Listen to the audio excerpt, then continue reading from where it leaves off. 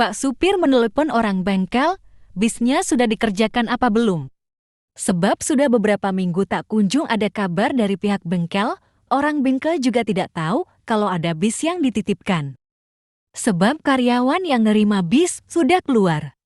Ternyata karyawan bengkel naruh bisnya di samping bengkel, dikira bis bobrok kali ya, sebab bisnya masih bisa jalan dan lampu-lampu masih pada bagus. Akhirnya yang punya bis datang dan naruh sendiri di bengkel, saking lamanya bis jadi tambah bobrok dan berkarat. Hahaha. Salam telolet Raja Aspal.